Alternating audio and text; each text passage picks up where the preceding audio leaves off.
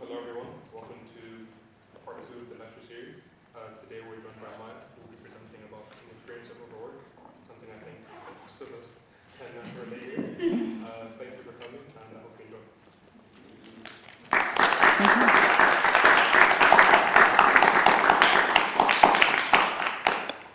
Hi everyone, thank you. I'm Maia and I'm from SAW. Thank you for joining us, and thank you to the Architect Society for hosting this and for organising all the lectures. Looks like you've got some really great guests in your programme.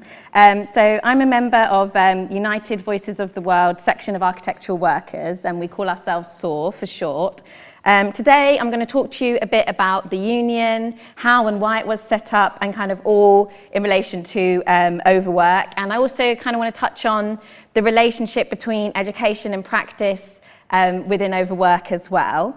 So who here has experienced overwork or is experiencing overwork now? I think, yeah, that's something we can all relate to, and I think we'll all be in good company today. So SAW is a trade union for architectural workers in the UK, and that includes anyone working within the field of architecture. So not like the RIBA or ARB, which is only to do with registered professionals at certain stages. We're inclusive of anyone working in the architectural sector, and our membership includes people who work in HR and admin, BIM managers, architectural assistants, architects, and tutors. And so the members of SAW, we support and upskill each other to make the architectural sector fairer for workers, communities, and the environment. So today we're going to talk about what SAW is, why it exists, and how together we can win to make positive changes to architectural work.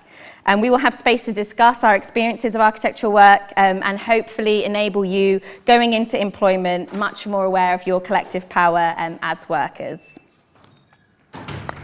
The section of architectural workers, or SAW, was formed out of an 18-month-long workers' inquiry process after a group of architectural workers and students realised that a union would be a useful tool to address the issues they were experiencing in their workplaces and at university. So they held open meetings, conducted surveys and interviews, did archival research, and collectively surveyed the architectural sector from the bottom up. And in 2019, following the workers' inquiry, we joined the radical and grassroots trade union United Voices of the World, UVW.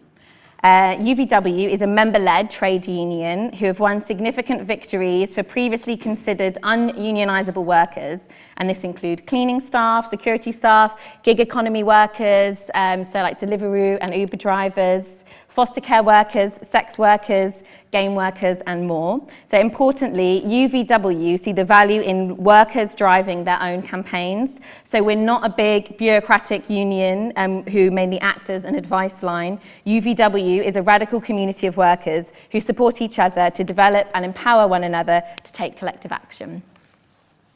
So the process of the workers' inquiry developed SAW analysis of architectural work under the following 5 headings. So the first one, overwork.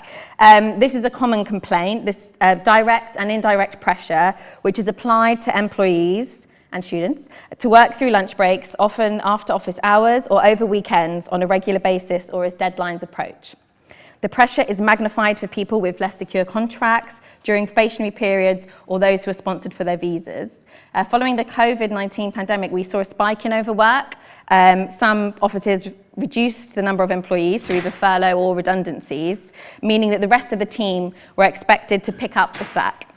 One basic element of your new employment contract, if you're going into the workplace, you may include an opting out of the working time directive protections, and if anyone's heard of this, and this is a government protection offered to workers in the UK about the maximum amount of hours you can work in a week. And it's common for architectural practices to ask you to sign these rights away, but you don't have to and you can't be asked to. And this is often given to you on like a separate piece of paper to your contract. So by signing your contract, you're not signing away these rights. They have to be given to you separately.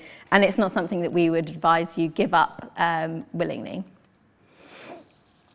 And this is some research that was done by the AJ around average weekly overtime, and we can see how much of this is unpaid and how this gets reinforced by cultural patterns of people staying late, and you see other people staying, sometimes like you might do in studio, and you think, they're still here, I don't want to be the first person to leave, because everyone will see that happening. But you can sort of set an example by leaving on time or leaving when you're paid to, and that sort of sets a pattern of behavior for other people to follow, to be comfortable following as well.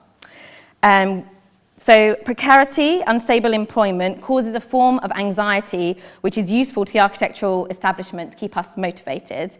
In the current market, labour can be cheap and workers can be easily replaceable, and this creates a sense of urgency and competition that forces us to keep pushing at the expense of our own well-being. As well as increasing worker productivity through longer working hours, practices can increase their efficiency and their profits by keeping your wages low. Lack of union representation reduces the employer's incentive to pay workers a fair wage. Alongside that, we are seeing a worryingly sharp increase in the number of unpaid internships in architectural practices. Following the pandemic, a large percentage of workers' wages were cut, and with a recession likely looming around the corner, this will likely continue. Therefore, graduates like yourselves, alongside architectural workers as a whole, need to stick together so it doesn't become a race to the bottom.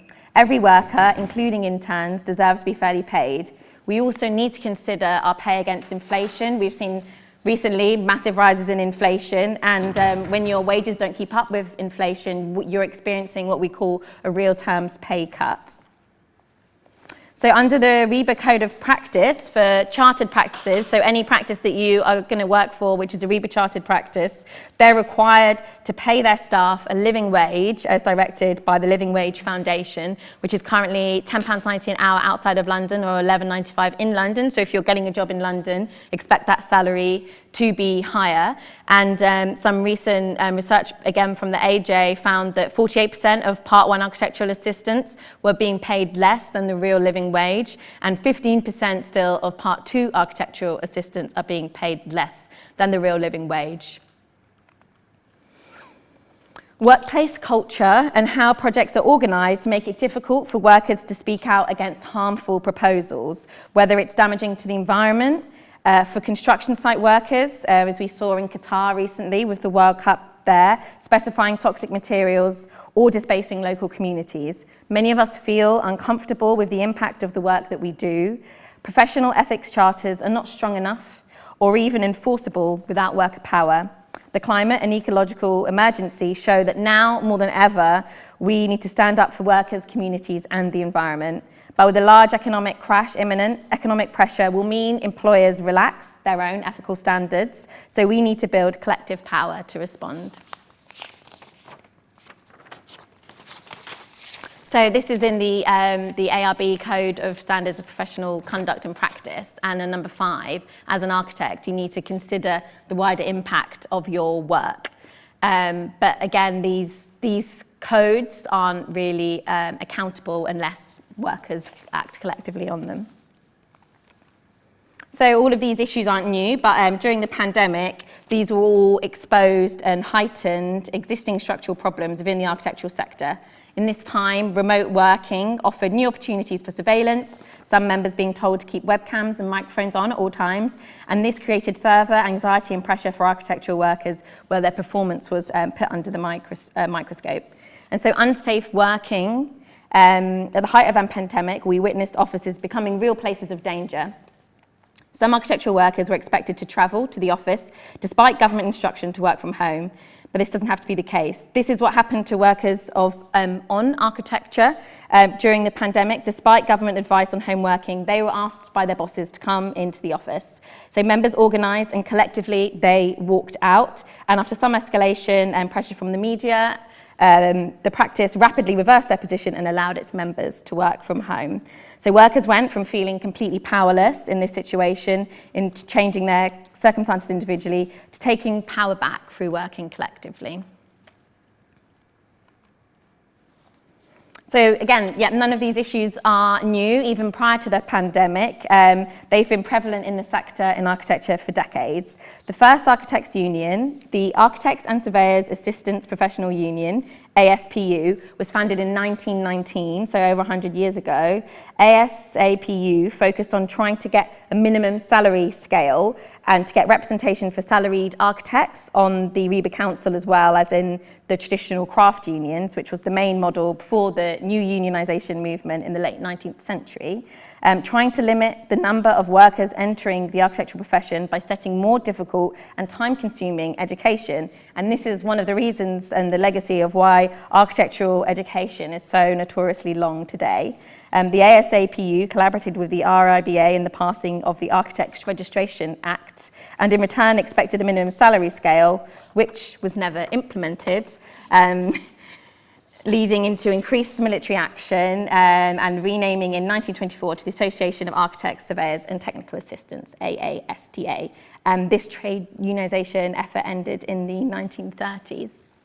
So in the 1970s, architectural workers joined the Technical, Administrative and Supervisory Section, TAS, and a campaign group at the time, the New Architecture Movement, which you might have heard of, they wrote in their 1976 report, so beyond merely fighting for reasonable employment prospects, for an end to the use of building industry would be in the position to campaign for by the market system to ensure profit and power for bankers and speculators instead of decent housing, industrial, social and cultural facilities for the community. They could demand the whole range of human, material and financial resources available to the construction sector be used for the good of the community and not for the luxury of the few. However, this trade unionisation movement was ultimately unsuccessful.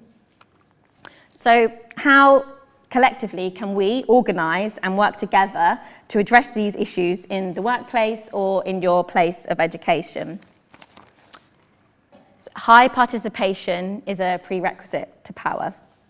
For a lot of people in the UK, a union might be seen as a large bureaucratic institution that provides a service when you are in need. So you might pay a monthly subscription if you have an employment issue. You can talk to a case officer who might decide in taking individual legal action. UVW is part of a new wave of trade unionisation that takes lessons both from the UK labour movement of the 1930s and in the US today. So our model sees the union not as a third party or service provider, but as a relationship between workers or maybe students in any given workplace or sector.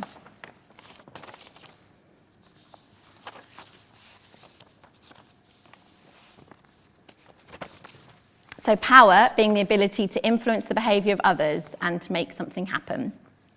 So the kind of structures of power that we see in architectural practice, and we can kind of relate these to the traditional form of contract that you have in architecture, if that's something that you come across now or maybe later in your studies.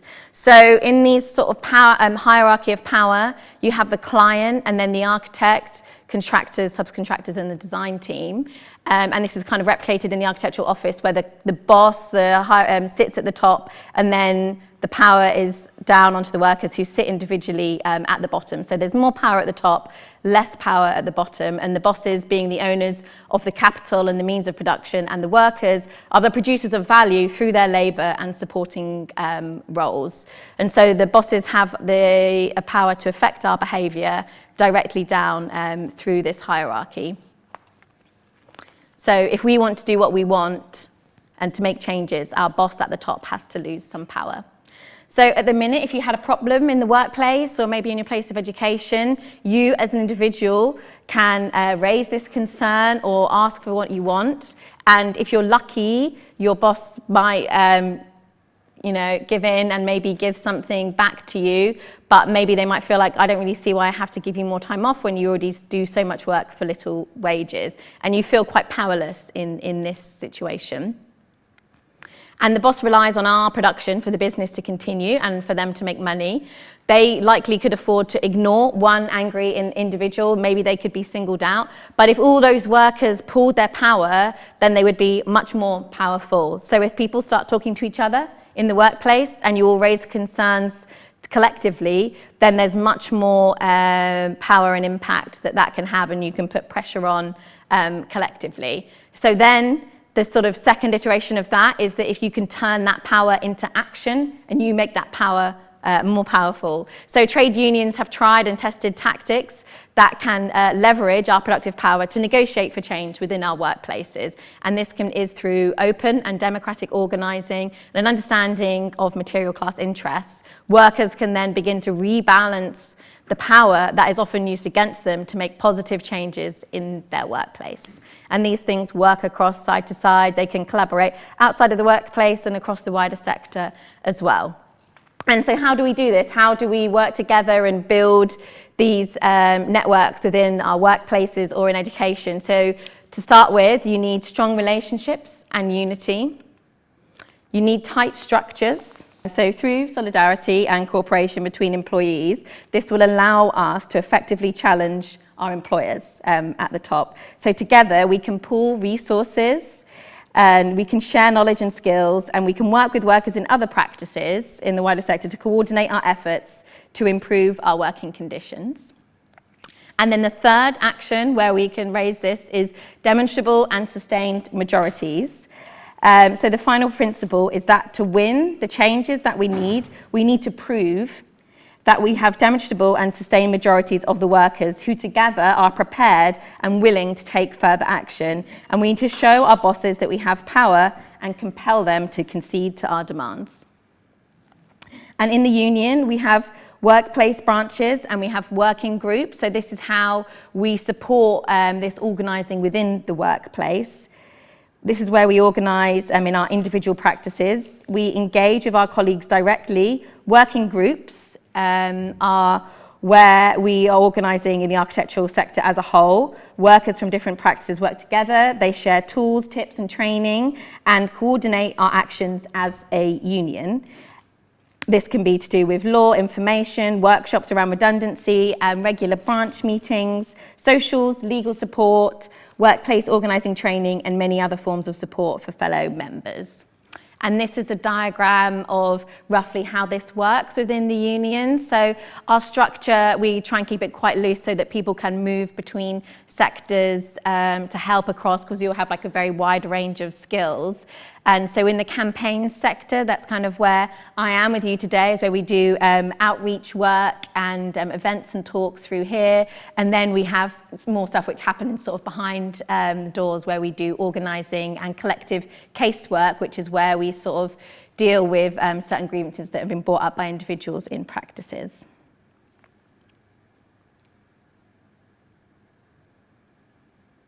And these are some of the things that we do around training, so to do with law and tools of how to organise and how to become a rep within your workplace. And then these are some examples of direct action that we've taken. So we've picketed outside the RIBA, really highlighting some of these causes around overwork, wage transparency and access to the profession. And then we've developed these toolkits that people can use within their workplace if they want to organise, like how to address things, how to write certain letters, and then how to sort of work together on that. And we organise campaigns as well, which can become public, where we put pressure on certain practices publicly to raise awareness. And so something that I wanted to talk to you about is a motion that we've passed within the union. So we pass motions by raising a certain issue, writing a motion, and then we vote on these to agree collectively that this is something that we want to have as a motion within the union. And this is looking at the link between architectural work and education, which is something that we wanted to raise with you today. So Uvw Saw notes that as a trade union, we are a collective of workers organising primarily within our workplaces. But that there is a material link between bad practices, exploitation at work, and the toxic culture within universities that you may or may not experience. So as workers, we understand that the core of our power is in our ability to control and withhold our labour. So that's how the practice exists and how they generate profit from our labour. So we acknowledge that the power and labour relations within universities are different. You're paying to be here, you're not being paid to be here. And so our method of organising with students and running campaigns with them would have to leverage power differently. And Uvw Saw believes that universities promote a culture of unsustainable overwork that places design production above the material needs of the students and encourages excessive dedication to the detriment of their mental and physical health, which some of you might have experienced. And in an already unrepresentative industry, this culture asymmetrically affects marginalized groups, including the working class, trans, women or non-binary people, disabled, migrant, black and brown students. As this culture has been the status quo in architectural education for decades, most architectural workers will have experienced it and so perpetuate it back in their workplaces. And this is not within the interests of workers as a whole. In a context where many design tutors are employers or potential employers of students and recent graduates, it may be within their interest to cultivate this culture of long hours and excessive dedication to the work. So Uvw Saw will support students in organising in their universities and promote a student-worker solidarity in relation to the issues addressed by the members of SAW to encourage a more equitable and sustainable culture and conditions for both. And this can include, but it's not limited to, encouraging student-led campaigns in support of industrial action on their campuses. I don't know if you're all aware of the UCU strikes that have been taking place. Organising with students to have greater agency in decision-making on their curriculum, and in direct action campaigns which will combat toxic culture, fostering sustainable and long-standing change within the industry, so that we're in a better position to put pressure on the accredited bodies such as the ARB. So some recent wins and campaigns that we've had in the union. So this summer we were leafleting at the Bartlett. I don't know if any of you were familiar with the Howlett-Brown report that came out last year, which is about the toxic culture in education relating to bullying, sexism and racism within the Bartlett. So following this, we went out for the open days to hand out leaflets to prospective students to make them aware of this and aware of what their rights were. And then after this, the university invited us in to talk with them, and we've now been giving kind of similar lectures and seminars as this to the students to kind of raise awareness around these issues. And then I don't know if you're all familiar with Molly Oki, who's the now current president-elect for the election for the RIBA. And so we supported him as a candidate for his 3 pledges around banning unpaid overtime and to make the RIBA more democratic and transparent as an institution and to tackle the climate emergency.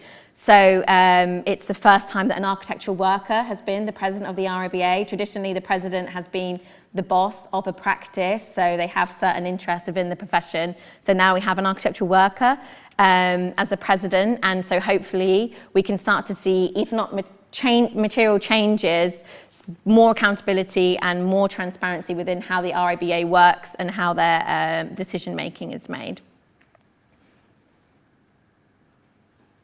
Last summer, we had a sort of a fundraiser, part of the London Festival of Architecture. We had this Architectural Workers Take Action event where we had other sort of campaigners in the sector, such as Future Architects Front, Joris Shane and Marissa Courtwright. So we all came together. This is kind of where we exist in Pelican House for now, and we had talks and sort of screenings, and then we finished with a party as well. And for us, this is really what a kind of an event of solidarity looks like. And when you, especially if you're working in small practices or maybe you're in education, you feel sometimes quite isolated. So when we can come together in person and campaign around these events and to kind of like celebrate that, then it really kind of builds this sense of power and strength between us. And recently, organising within a practice, Atomic Architecture, some workers there organised together and they balloted for strike action. The strike action didn't ultimately take place, but they balloted to strike around a set of issues, and then these kind of got escalated, but then they got resolved before they went on strike. And then we used, between us as members, and we put this together on social media, and it all kind of raises awareness and puts pressure on architectural practices publicly to call out this exploitative behaviour. So when you're organising in your workplace, you're not just organising with you, you're organising with the union as a whole, and then you can add more pressure to the practice that way. So what can you do as students and prospective employees and architectural workers? You could join the union, you could talk to your peers, you could build your own sort of student workplace branch. You don't even have to be organised officially within a union or anything. Organising can be as much as just setting up a WhatsApp group between students who might have certain concerns where you can talk together about these and think about how you could raise certain issues in the university collectively. And it's just about creating either online or physical spaces where you feel safe and comfortable to have these conversations about your concerns and talk about that together. There's a poster here that we put together, which is called Know Your Rights. It's in the AJ. I've sent a link around for that so you can all get a PDF copy as well. So this is, especially if you're going into the workplace, what your rights are around pay, overtime, terms of employment, and then some advice on how you could take action.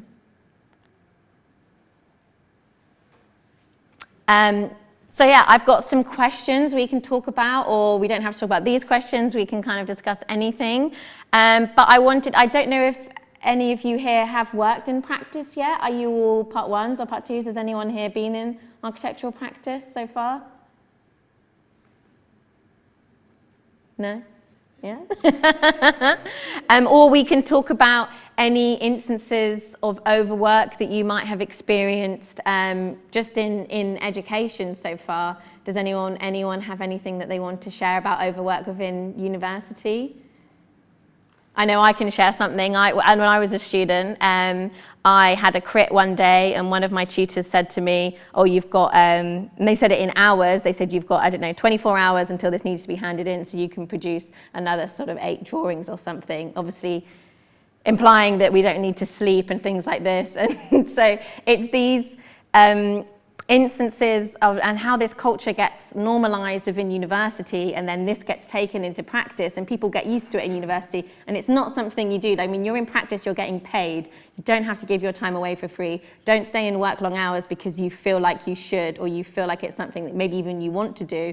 And by doing it as well, you're kind of setting an example for other people who might not be able to. So we've talked about architecture not being a particularly accessible profession for everybody. So if we're able to work long hours and we do that, you're kind of, and the same can be said in university, you're sort of putting these barriers in place for other people who aren't able to do that. So just because you can doesn't necessarily mean you should. So you can kind of set an example by doing less, and the people who aren't able to go above and beyond don't get kind of left behind along the way. If I can do it, well, if you're able to go above and beyond, that helps you, then isn't that like the most cynical way of saying, isn't that kind of the best path forward for you? Because you do better yourself, and doing better yourself is not going to put other people down, it's not going to put other people down, nor is it going to help them, but it's like kind of building a better. That's exactly the same sort of mentality which led Liz Truss to cut all taxes for people who are only earning like over hundreds of thousands of pounds. So if people are encouraged to go for the stupid pick yourself up by the bootstraps mentality, then over time everybody gets compressed, including yourself. So you're better off sticking with the unions on this one. But I understand, like it's hard to see in the short term how you're losing out, but I think it's more of it in the long term, kind of everyone loses out, and it's not that you might lose out or somebody else might lose out, it's the thing that kind of everyone loses out. So if we work longer hours, you're kind of devaluing your own work, even though you might do well out of that. You're kind of saying that even if I'm good at getting paid for 7 hours in the day, but I'm going to work 10 and I'm going to do something amazing, you're kind of devaluing those 7 hours, if that makes sense. And then it kind of promotes a culture that people can get paid less because more work gets produced in more time. In the sense of like from the perspective of a student. Oh, from a student, sorry. Yeah. I guess it's that's the thing though, because you might get a better grade, but it's that culture that means other people then aren't going to get better grades, who might not be able to enter the profession. So the kind of whole sector ends up losing out if only the kind of top students make it through who are from certain, I don't know, not making assumptions, but like, or backgrounds or things that make them able to go above and beyond. Then the people that can't go above and beyond don't come through, and we kind of need the sector to have everybody in it so that we're, like as architects, designing for everybody. We're not just designing for people like ourselves, we're designing for communities of people with different needs. And so if other people with different needs can't come into the profession, then we can't be a sector that's working for everybody that we should be, if that makes sense. Yeah. I completely agree with that. I think there's, so it's kind of important to think about what is it that makes you capable of doing like more than a 9 to 5, and it's probably that things that, you know, perhaps not having any kind of childcare responsibilities or caring responsibilities, or, you know, there are a lot of students who have to work part-time alongside their course to be able to afford it, or have commuting time and things like that. And I think the point that you're making there is really important about making sure that the workload that we're doing is about like how it's not kind of a quantity of hours, it's about how refined and thoughtful can you be within the time that we're all agreeing that we should be working on this, and that then everybody has time outside of that to do other forms of work, including looking after other people, and also to like have a social life, and you know that's incredibly important, and to take care of yourself and have a healthy balance. Yeah, and I think there's also a thing about the kind of the soft skills that you're supposed to be learning as a student. So we teach, you know, there's the learning outcomes for all these modules, and you need to be kind of evidencing those. But there's the soft skills that we're training you to become professionals, and that part of that is time management, and that's not something that we are marked against, but it's the mark of a good student to kind of be able to do things, to work, not necessarily long, but work smart. And if you can do that, then that is almost more important than being able to connect two lines together to make a perfect corner, because, you know, that's something you can kind of learn, but once you've learnt it, you won't necessarily kind of unlearn it. Whereas learning the bad practice of working long hours, that's something that becomes very, very difficult to unlearn. And then if I know you kind of mentioned, but why can't I do that as a student? You know, you might understand why it's not good as a practitioner to do that, but then those two things suddenly become the same thing. You know, a student suddenly becomes someone who's in the practice, and by then it's difficult to kind of extricate yourself from that toxic kind of situation that you're in, and it becomes less easy to kind of judge people, I guess, because it's just, it becomes a mental condition almost, of to the point where, you know, even, I don't know, boasting about doing all-nighters becomes a thing, which is kind of, it's almost flipping it. It's almost like, it's not about the work that's being produced, it's almost the fact that I worked this long, and I know, because it was just it's part of the kind of culture, I was, you know, part of that, I'm not saying that's, but I was kind of aware of it, and it's something where, you know, you were like, oh, someone's doing all-nighter, I need to do an all-nighter, and some people are like, oh, I need to do an all-nighter just to see what that feels like, and it's kind of like, it becomes this really weird kind of upside down world, and that can easily happen because of, you know, not setting boundaries earlier on. Yeah, I think boundaries is a really important thing, and I think it's also, it's not up to you as students, as individuals, to like make these changes and make sacrifices yourself. It's up to your universities. Like if you're being asked to do really unreasonable workloads, then that's something to raise, and you shouldn't just have to like work ridiculously long hours to meet the things that you're being asked to do. You could kind of raise that as a concern together, rather than like, it's not just about you as an individual that has to kind of sacrifice your own performance.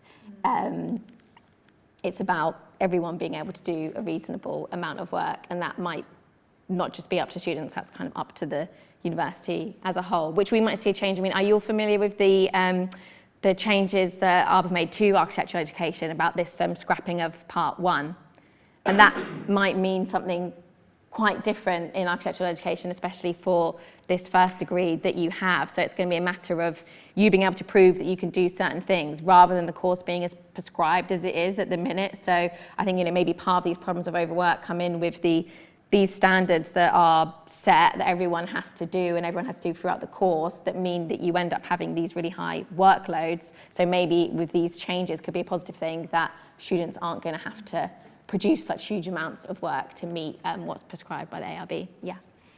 I was having a talk with one of the tutors about like sort of how, as students, we sort of get lost in the outputs we have to do. And he was talking about how when he was a student, he would do outputs that helped him become a better designer. Yeah. And it's sort of how like now it's like I have to do 1 to 50 because I have to do 1 to 50, but then in reality probably like I could do another drawing that will probably help me more than like one of the outputs like does. And it's, I don't know, it was just an interesting conversation to talk about how the outputs are there to help us, but at the same time, because of like us, like our school background, we're sort of like, this is what you do, you have to do it, study for an exam, and like you have to do it this way. We sort of have this sort of mentality of like, if the outputs are there, we have to do them, and we, like there's no other way of doing it like to pass, and so like, we get lost in that sort of like a mental like strain of just output this, output that, output this, instead of like, what am I actually like learning to do?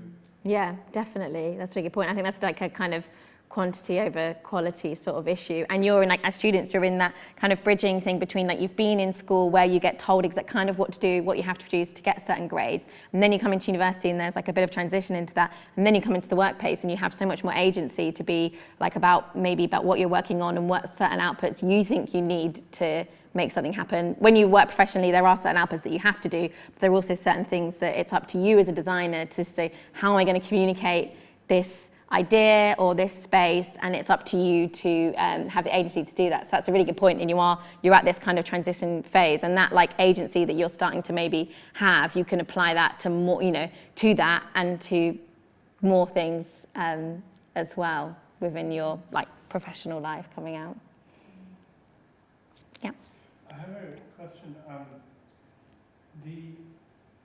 The other thing that's just recently been announced is the mutual recognition of qualification in the US and the UK. In terms of sort of where the sort of UK architecture culture of not being particularly good to employees is, how do you sort of feel that the inclusion of X many American firms to the pool of potential competitors for jobs and everything, how do you think that's going to affect your job?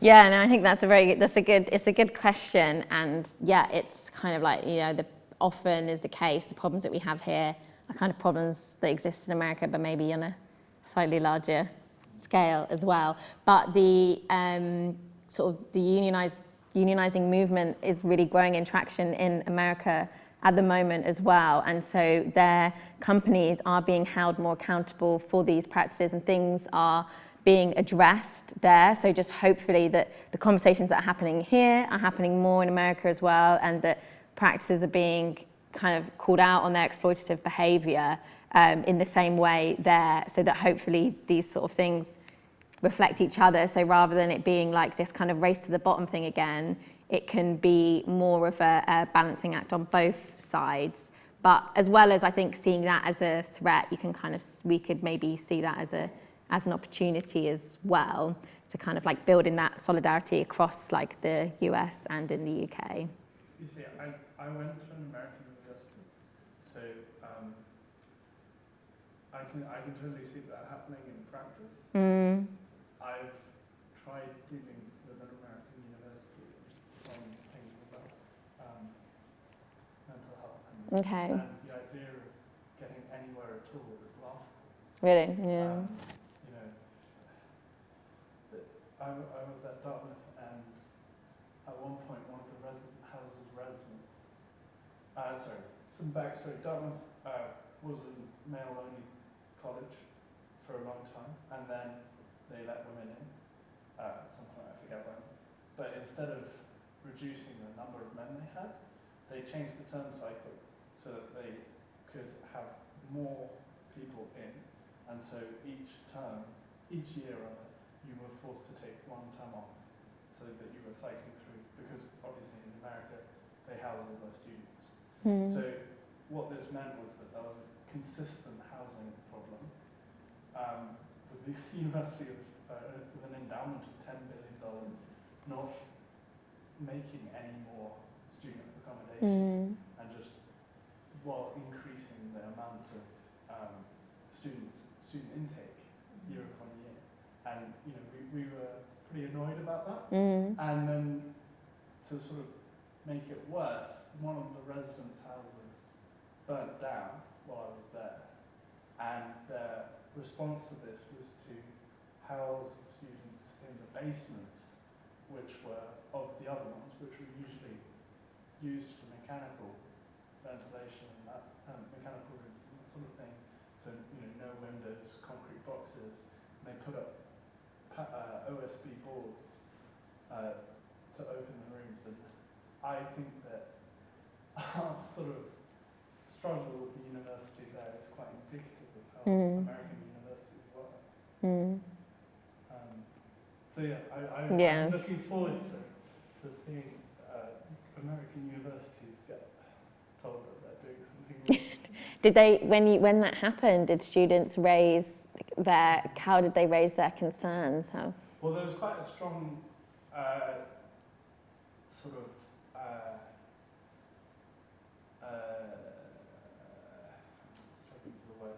sort of active union people. Rebellious is kind of what I'm trying to think of, but it's not rebellious.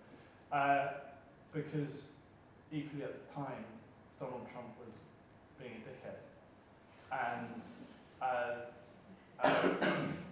he obviously, there were some laws about students from certain countries which got passed, which meant that the visa situation got significantly harder for them. And the entire international student body went on strike and launched protests around campus during homecoming and things like that. It had absolutely no effect. Yeah, I think it's hard to see, to quantify that effect. So you think the university didn't change anything that they were doing, but I guess at least it still raises awareness for other students. You highlight a problem and then maybe other people will be less likely to put up with something if someone's at least raised awareness of it, even if the university didn't concede on anything at that point, then they might do in the future. One of the major problems is how rich the universities are. Yeah. Yeah, they have so much power. Yeah. It's absurd. I'm still getting emails now saying, please give us more money. I've already graduated. But yeah, I think it's really worth watching out for. Yeah, definitely. But then how that makes you feel, we call that, this, the anger and the frustration and the kind of, unfairness of these situations, you can kind of tap into that energy and use that as a kind of force for taking action and doing something about it, even if you might think that in the past or certain times that action has been futile. Strike action is what has taken us to get, we have our weekends thanks to unionisation and strike action that was taken in the past, and the labour movements and all these things that they've achieved, the 5-day working week and things like that. Even though sometimes it might seem that can be futile taking action, all this action that's been taken in the past is this is how changes get made, and strike action is generally been successful in making changes. So even if it looks like things are changing and changing for the worse, we do have, the strikes that are happening at the moment, I'm sure only good things will come out of that. So yeah, you have to kind of use that rage that it gives you and to take action and build it through that way. Does anyone else have any questions? Yeah. So, I guess when looking for internships or work in practice, are there any pointers or ways to assess offices or practices that potentially have either issues or are good, or are there any signs or things to notice from the outside before applying that would give an indication of whether the that workplace is a good environment to work? Yeah, that's a really good question. And firstly, like when it comes to internships, please don't take unpaid internships. It should be something that it's not, I mean, the RIBA supposedly doesn't allow that to happen, but unfortunately it does still happen. And it kind of comes down to that thing again of if someone accepts it, then it kind of, just because they can, maybe because they have financial support from elsewhere, that means that other students and other people can't do that. So again, we're kind of like making the profession more exclusionary than it already is. But when you're looking at places, as long as it's a paid internship or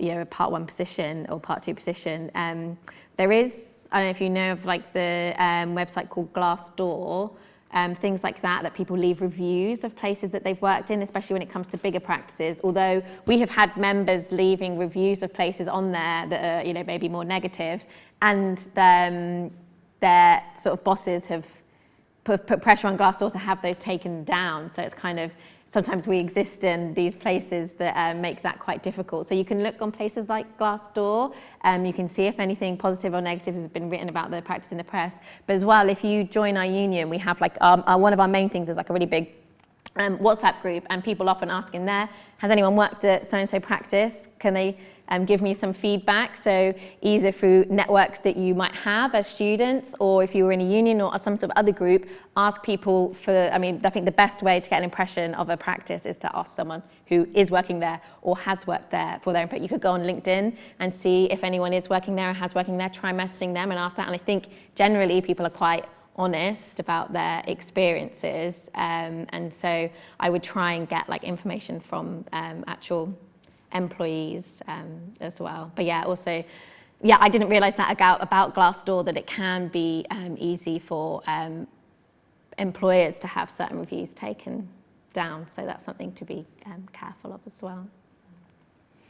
And anyone else got any questions? Yes. Do you feel like there's still pressure for like small scale firms where it's like 2, 3 or 5 people? Like they're all the boss, but they're all still the worker? Yeah. Do you think there's still like pressure on them?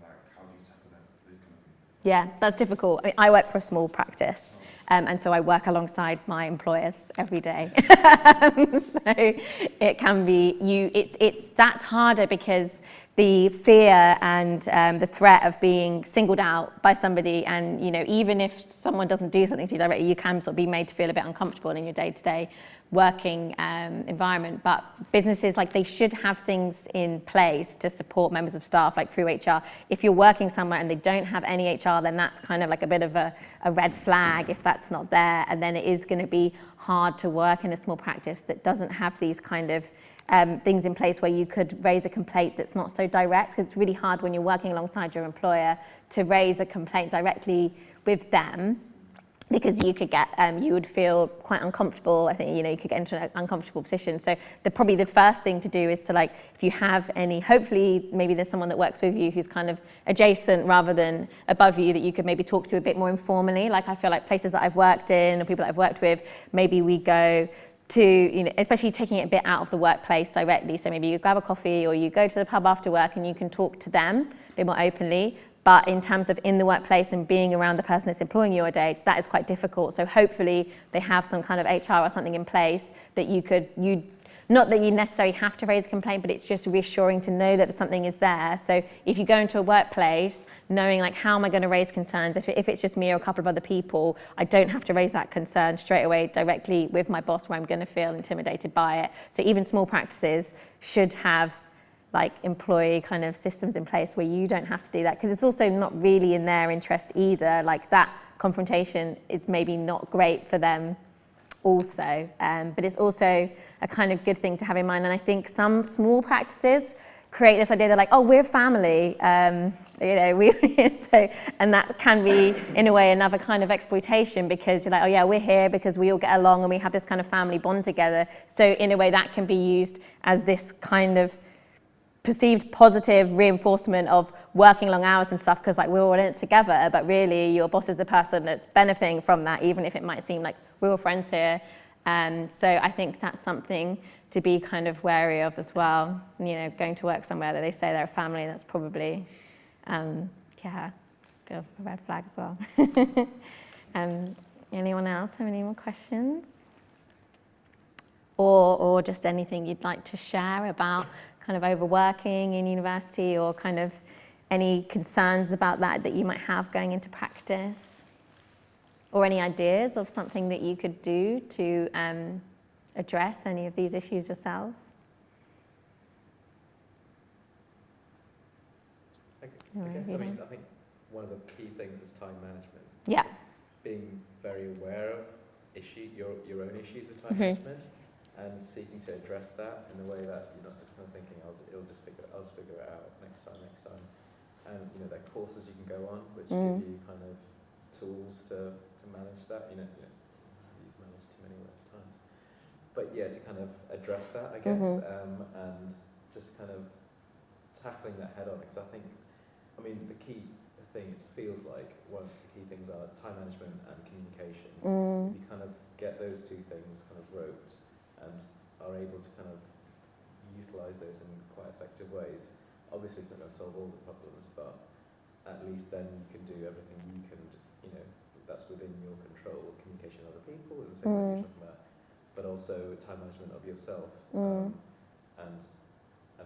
valuing yourself, obviously, but that's kind of hopefully a given. Yeah. But I think that would be, when you start to employ that in university, when you've got this kind of almost, you are paying to be here, and you're not kind of feeling unworthy of your pay or whatever, that inevitably, unfortunately, will happen when you go out to practice, because you'll be in this environment of, I don't know as much as that person over there, and therefore I'm taking a bit longer doing this or whatever.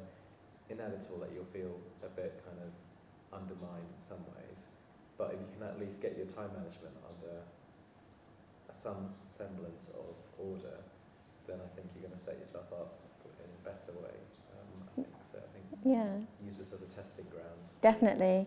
And also you can ask for support, well, maybe in universities and in workplace, to kind of help that. So with time management, and you might have more efficient ways of working. Like for me, I know I work a lot better earlier in the morning. So where I work, we have these kind of flexible working hours, and lots of more places are kind of bringing this in, which is kind of, maybe one of the positive things post the pandemic. And so if you find within your time management that you're more efficient at different times of day, especially when you're at university, you can use that to your benefit. But then that might be something that you could get reflected in practice as well. So if you our practice has core hours between 10 and 4 that we need to be there, but outside of that you can kind of work earlier or later depending on how that works for you.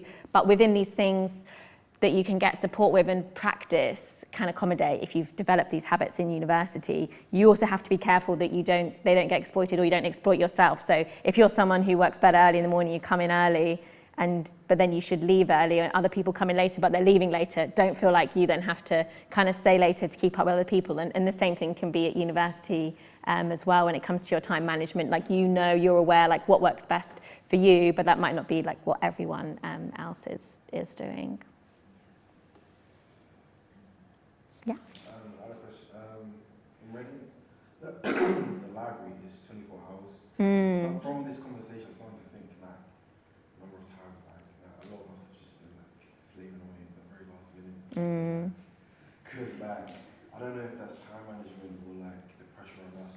But if that 24 hours wasn't there, I genuinely don't know if I would have gone on time. Yeah. Or even pass that module. Yeah. It's another question of is it? I know it's definitely bad to overwork, but if, for example, 24-hour line wasn't there, we wouldn't be able to do the work. But then is that being aware that you work better at certain times? Yeah. I definitely prefer the morning, but at that point, I didn't really have a choice. But I definitely prefer working in the morning, and I know as someone who likes to sleep, I never get to that point. Yeah, I think that's difficult, and I know that the university that I was at closed the 24-hour access because students were just there all the time and they were kind of sleeping there and stuff, and we just know that that's really unhealthy. So even though, I guess that's kind of an extreme case of what works well for me, but it kind of it might not work well with other things in terms of you being able to look after yourself properly. And then if you really develop those habits there is some flexibility within the workplace, but probably not that much flexibility that you're going to be able to work at night. So there's what works best for you now, but then long term is that if you're ingraining these habits of working 24 hours or working during the night, can you then come out of that, and then how are you going to adjust to working somewhere which is like 9 to 5? I know a lot of people do end up struggling with that because of those kind of habits that we build at university. So yeah, that might work now, but maybe trying to change, I don't know, it's up to you, but like thinking about how that would work for you moving forwards as well. Sorry, Irene, you're gonna. No, I just wanted to say on exactly that note, because when I know kind of the early conversations about like setting up this school, that was a really big question we were dealing with, and so the decision was made not to have the studio space be 24 hours, partly because of overwork, also because of student safety. Like if one person is here alone at night, that's not necessarily a particularly safe situation to be in, and yeah, because a lot of the people who were tutors, like I mean, I worked somewhere I was at uni places that had 24-hour access, and we had tutors, people had sleeping bags under the desk and just didn't leave for like weeks, and it was awful, and it like set up a culture that was expected, so then your work was always judged by next to someone who had done that, and it was impossible to set a kind of fair standard of like what is actually achievable within working hours. And so we really wanted to kind of not have that as kind of part of the culture, which is part of the reason why the building isn't open at night. But it's really interesting because it is something that we carry on like having discussions about, because I know we like generally every year get a request from someone saying like, could it be 24 hours? And we're like, this is the reason why it isn't. Can And we at least have that, like, say, a couple of days before the deadline, so we don't have to line up to print on the day off? it's, yeah, so I mean, like, that's the thing with us, like, we're saying, like, print the week before, like, but it's for exactly these reasons. Unfeasible to print the week before. Yeah. But maybe you can come, so when I was at uni, and this was something, again, that came out of after the pandemic, we said we don't want to be printing anymore, like because of the stresses that causes on us as students. So when it comes to creating things, we started doing all of our presentations digitally. We didn't really print. We didn't print our portfolios. Because I think, printing is a skill as well. Like it's good to be able to show how you can print your drawings, and I think that's often things that universities are expecting to see. But when I was at uni, we sort of like collected the students, sort of said, we're not going to spend hundreds of pounds printing out our portfolios. It costs us so much. It's a waste of materials and resource, also adds so much stress to us. And so then we kind of negotiated with the tutors that we would have purely digital submissions with like some key drawings printed. And as well, the printed copies didn't have to be submitted at that time. And so we could sort of hand them in after. And so there wasn't that like rush on printing that kind of creates all this stress. And it's like things for you as students, what could you kind of ask for that's going to make your life better, and you can be working kind of smarter, but sometimes you can't because you have these physical barriers that are put in as expectations on your education. Like everyone has to print everything at a certain time, and of course that's impossible and difficult and really stressful. So if that's something that makes your life much more difficult, you can maybe ask for a change. I mean, like for the first year studio this year, we changed the requirement so it's an A4 portfolio rather than an A3, because an A4 portfolio you can print at any printer, like anywhere, to try and make sure that there wasn't a rush and to cut the cost of it as well. Yeah. But yeah, and I'd say like if you do have things that are causing you an issue like that, I'd say the answer isn't longer working hours, is to kind of talk about what we could do to change the expectations so that you don't have to work the longer hours, because that shouldn't be built into the course in a way. And so I'd say like just flagging it as you're experiencing it rather than after the module's finished, because we have to set the outcomes at the beginning of the term. So we set the outcomes at the beginning of the module. But if you're able to flag it early on, we can sometimes find ways to address it in process. And if you flag it at the end of a module, that's great for the students next year, and they might benefit from your reflections, so absolutely do. But like also if you can mention it at the time, then we can make kind of live changes. And so the people to talk to would be like your year reps about that. And so there should be like pretty regular contact between year reps and year leads to then make sure that, again, so that you don't have to say it as an individual, so that you're not having to come forward and be like, I on my own am having an issue about this. Instead, your year rep can talk to lots of people and work out and then kind of present it anonymously, so no one's kind of feeling like they're having to have that awkward conversation on their own. Instead, it's like a collective demand that's being made around a particular issue, which I think is much more closer to a union model, which is, I think is much more supportive. Definitely, and I think it's like really important to raise things at the time as well, because you let something happen, and there's something about the culture and the pressure of working in architecture in education, like, and in the workplace, it kind of distracts you from the times. Like, you get so consumed by, like, I have to finish this thing, I have to meet all these things, that you just forget to care about yourself and everyone else. And you kind of have to, I think it's a very sort of empowering thing to, like, take that back and be like, actually, no, we're going to speak up for ourselves in the moment. We're going to care about ourselves now, not just wait until we've gone through all of this unnecessarily stressful process and then talk about it after. Like, raising issues in the moment is a much more impactful thing to do, and I think things can be taken a bit more seriously when you raise them then, rather than in this kind of like after process. And that was something. So at the Bartlett with the report, when that came out, a lot of students' complaints were being dismissed because they were individual complaints, and there was something in the university's kind of administrative system that meant that they could kind of ignore or not reply to for a long time, like individual complaints. But when you collectively raise an issue as a student, your university kind of has to take that more seriously. And if you use the systems that are there, like your student reps and things like that, then you're kind of like working with it rather than sort of against it and having to work harder to get that met. Because I'd say if something is raised through a student rep, it's like immediately in a certain formal process, which means that it's kind of impossible to just disregard as like an individual email. And so I'd really encourage you to kind of use that power and that leverage, because essentially the university is funded almost entirely by the fees that you are paying.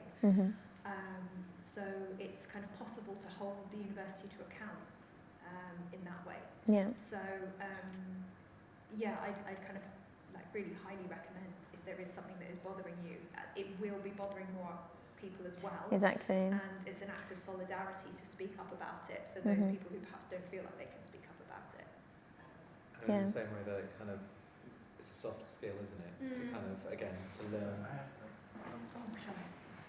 Soft skill to kind of learn about going into practice or into the kind of professional world, to be okay with raising issues that you're not happy about.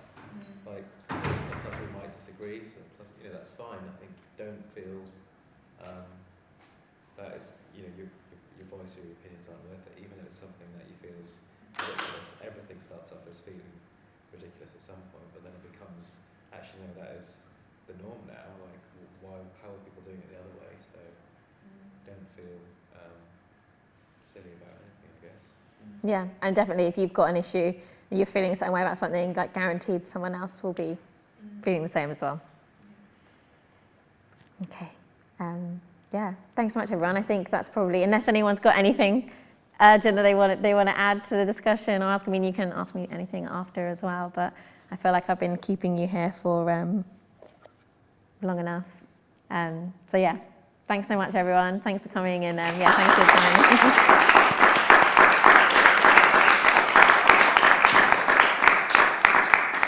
Thank you all for coming. Thank you, Maia, for a really great talk. I think something that we're all very passionate about.